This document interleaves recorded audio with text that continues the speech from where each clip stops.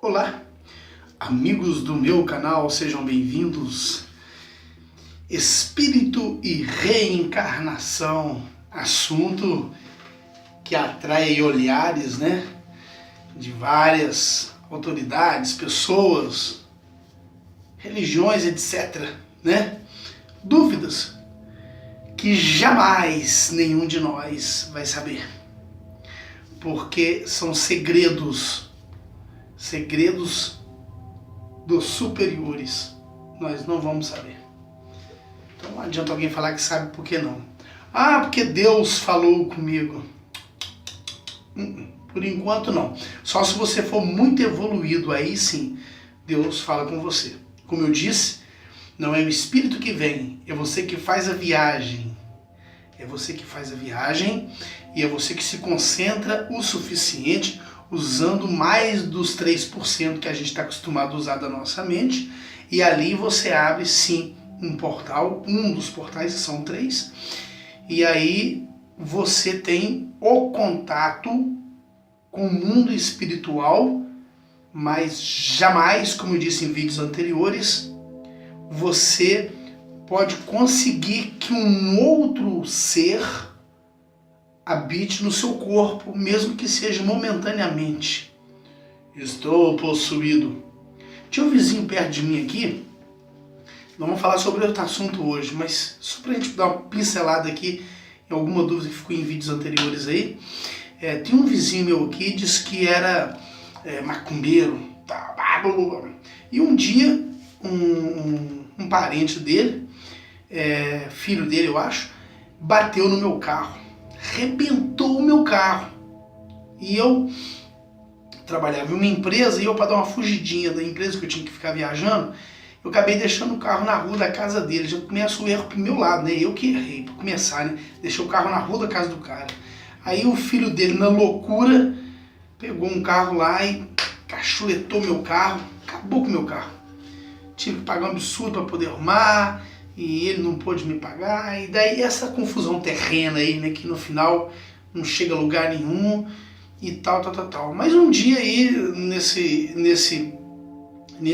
apreço aí de você negociar pro cara te pagar ou não, tive na casa dele lá pra gente poder ver como é que ia fazer, pra poder consertar meu carro, o que ele podia me ajudar, etc, sendo que eles que estavam errados.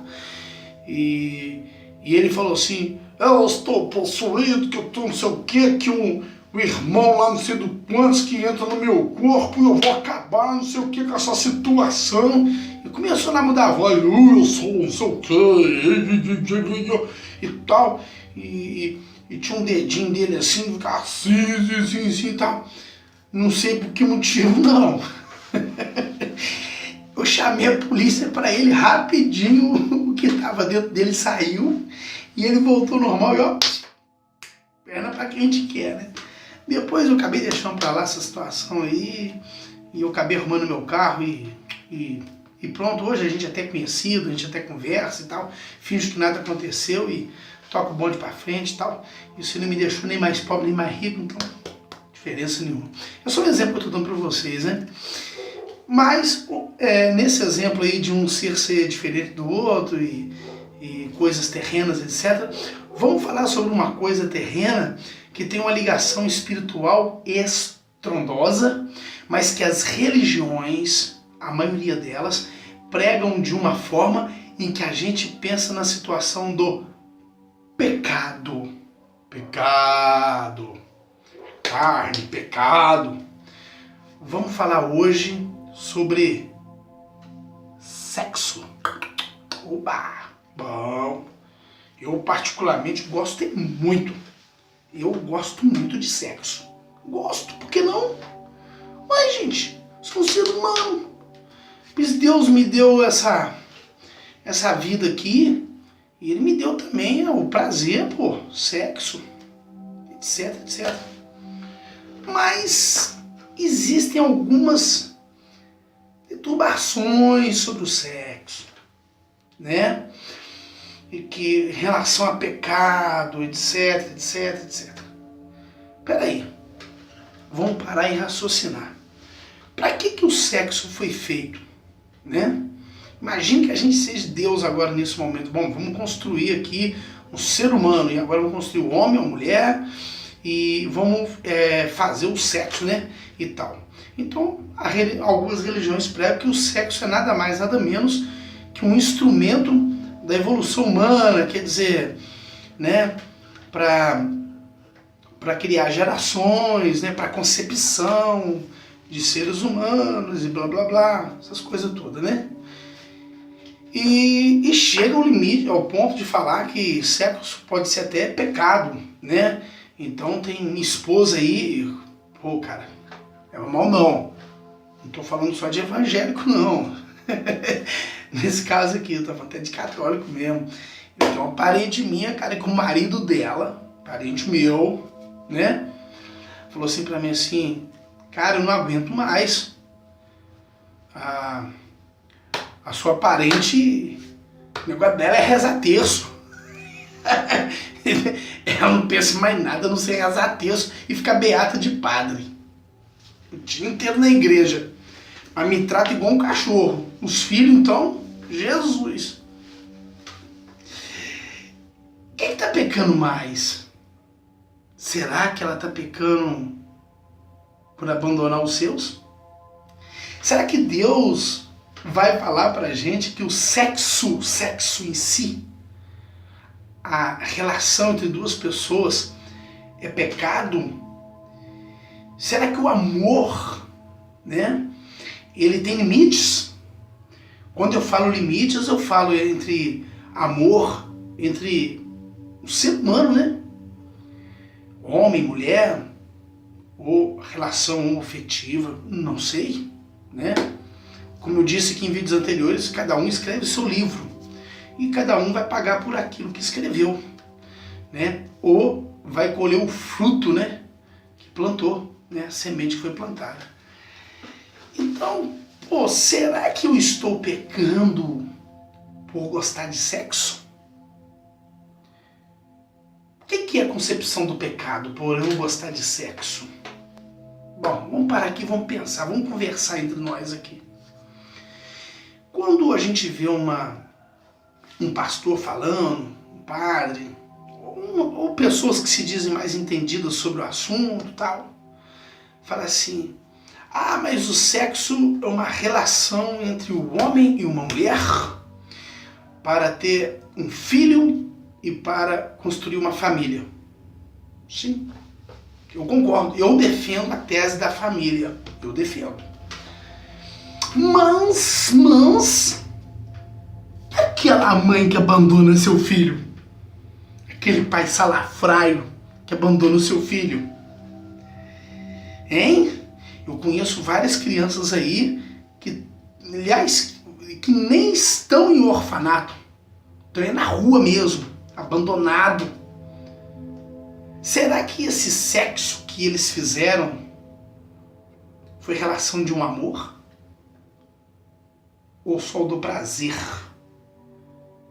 Agora, se Deus fala pra gente que a gente tem que ter uma relação a dois para gerar uma família e tal, será o que ele diria, por exemplo, de relação, por exemplo, homoafetiva, né?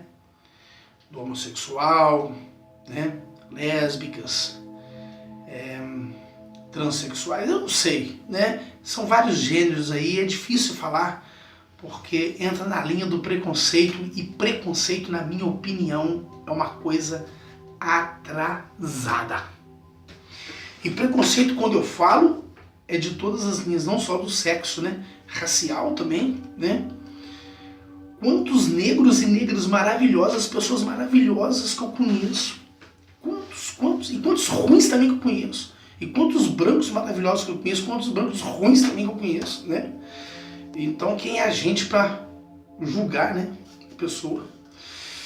Então, assim, ou então tem um preconceito das pessoas, né? E sexo não é diferente, né? Sexo não é diferente. Não é porque eu defendo a linha da família, não é porque eu defendo a linha da família que eu digo assim, família dentro de uma casa, família, pai, mãe, filhos, Eu defendo essa linha. Isso não quer dizer que eu seja uma pessoa preconceituosa, né? E etc. E tem aquele preconceito oculto, né? Pessoa machista, nós tem que ser homem e mulher. O amor não tem limites. O amor. A atração é outra coisa completamente diferente. Eu posso ser casado com uma mulher, com a minha esposa, né? E de repente sentir atração por uma outra mulher. O problema do pecado e do sexo é eu vou abandonar a minha mulher, a minha esposa, a minha vida, os meus filhos para ter um sexozinho com uma mulher só por atração e depois deixar aquilo de lado e voltar para minha família? Que mundo é esse? Eu não sei. Se eu já fiz isso já na minha vida, óbvio, quando eu era solteiro, tchau e benção, neguinho. Quando você é solteiro, eu defendo a linha de você namorar mesmo e passear, terminar com um, ficar com outro, tal, né? Mas a partir do momento que você tem uma vida a dois, você tem que parar e pensar. Eu não estou pregando aqui, porque ele é certinho, não. Eu já tive meus erros demais a conta já, né? Eu tenho minha consciência limpa de que eu nunca traí minhas esposas, né? Eu estou no meu segundo casamento, por exemplo, eu não cheguei a trair, né? Porque a traição, a concepção da traição, o que é? É você largar uma pessoa que te ama, uma pessoa que está com você do seu lado, uma pessoa que está ali para crescer junto com você. Isso é uma traição. Agora, meu filho, minha filha, quando vocês têm uma relação que o trem já babacou, já lascou, termina esse trem, parte para outra que a fila anda, né? Você, por exemplo, o que é o vamos falar sobre o pecado do sexo. Você acha que você está pecando menos em ficar com uma pessoa que te traiu por causa de família ou filhos, etc. Ou se você separar daquela pessoa, você se separar dela, a carne separar, e você continuar cuidando dos seus filhos, da sua vida e tudo mais, será que você está pecando menos ou mais? Né? Porque imagine você ficar com uma pessoa que te traiu, uma pessoa que te humilhou, uma pessoa que Deus fala pra gente, né?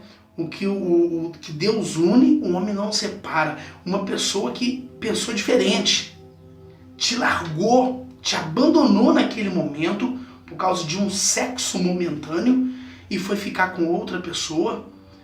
Será que você não estaria pecando mais se você continuar com essa pessoa? Ah, mas eu dei uma segunda chance. Aí você não está dando segunda chance para o seu amor. Porque o seu amor, a partir do momento da traição, acabou naquele momento. E eu te falo porque é bíblico. Judas traiu Jesus, né? Obviamente não foi pelo sexo, mas Judas traiu Jesus. E a partir daquele momento ali, pela eternidade até hoje, a gente condena o cara. Então, você tem amor por Judas? Eu não tenho. Ele foi traidor de Jesus Cristo. Eu tenho amor por Jesus Cristo. Então você vai ter amor de verdade por uma pessoa que te traiu. Eu não acredito que vaso quebrado junta de novo. Eu não acredito que a colinha ali vai dar certinho. Não, você pode aceitar a situação, né? Ou às vezes por uma situação financeira, pela vida a dois, pelos filhos, essas coisas. Mas amor, isso não volta. É difícil. Eu não conheço situação ao contrário. Eu não conheço, sinceramente. Em algum momento vai bater aquela coisa da traição. Porque a pessoa que trai, ela tem que saber que ela está assinando naquele contratozinho ali a sua separação carnal com a vida a dois. Né? Você nem precisa ser casado para isso. Eu acabei de falar aqui agora. Eu, quando era solteiro, tchau e benção. O trem não funcionava, a fila andou e tô lá. Mas falar que eu traía também, tô com uma namorada, eu tô com outra ali ao mesmo tempo. Eu acho que eu nunca fiz isso. Eu fiz, eu esqueci. Mas eu acho que eu nunca fiz isso não. Mas qual é o pecado do sexo, né? Será que o pecado do sexo está numa relação homoafetiva? Eu conheço marido e mulher que não se dão bem e a vida é um inferno. E eu conheço casais homossexuais, homens que moram junto e mulheres que moram junto, que levam uma vida bacana, de respeito entre as duas pessoas e tudo mais. Conheço. Mas, cada um com a sua defesa. Eu defendo a tese da família. Defendo a tese, né, do homem e mulher e a sua família e tal. Mas também não posso ter o preconceito das outras pessoas. Eu tenho que saber respeitar o limite dos outros, né? Então, será que aquele que tem a relação homoafetiva está na vida do pecado? Eu fico me perguntando. Porque será que não está na vida do pecado e eu ter uma relação, por exemplo, com uma mulher, com a minha esposa, e ela e eu e nós dois se tratar igual animais e a gente não construir uma vida sadia entre os dois? Será que a nossa vida está mais certa que a dos outros? Não sei. Então a gente tem que parar e pensar. O sexo, gente, é o amor do casal. Agora vamos falar do amplo geral, né? Qualquer casal, homem e mulher, homoafetiva, sei lá, qualquer um.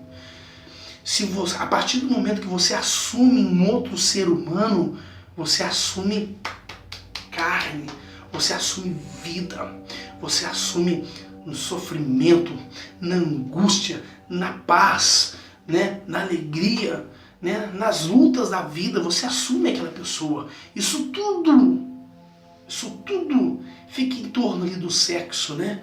Porque aqui para nós, sexo é importantíssimo na vida de duas pessoas. Sexo é. Imagine, eu tenho que manter uma relação com a minha esposa e ela também tem que manter uma relação comigo. Lógico. Mas, se você não quer que o seu marido ou sua esposa, né, vá comer no restaurante alheio, cuide bem dentro do seu espaço, cuide, né? Entre quatro paredes ali, faça o que for preciso de fazer para você cuidar da sua esposa e do seu marido também. Uma coisa horrorosa, gente desmerecendo o outro. Porque você ficou mais gordo, porque você ficou careca, porque você ficou mais isso, mais aquilo. Quer dizer, o amor acaba pela parte visual. A atração, gente, a atração é tudo. A atração é a conversa, a atração é a vida a dois. E a atração tem também. Tem que fazer o trem jeitoso. Tanto o homem quanto a mulher tem que fazer. Tem que cuidar direitinho, que é seu. Oh, meu Deus do céu. Você vai numa loja, compra um carro novo. Se você não cuidar dele, ele fica velho, bichinho. Fica velho. Se você não cuidar do motor, fica velho. Então você tem que crescer, você tem que ir numa academia, fazer um exercício físico, se cuidar, para você, né? Resumindo, para você dar no couro, nego. E a sua mulher também. Não fica uma pessoa frígida, uma pessoa seca, uma pessoa descontente da vida, porque a ruga ela vem mesmo. Principalmente na mulher, coitada, que a mulher, o corpo muda muito por causa de filho, etc, etc. Imagine, se você ficar desmerecendo sua mulher por causa disso, você tá lascado, porque vai vir outra mais bonitinha ali, depois ela vai ficar do mesmo jeito, porque é a coisa humana, né? A mulher tem muito, né? Tem hormônios ali e tal, né? E homens também. Então, Deus tem que ter compaixão das pessoas que têm o preconceito com o sexo.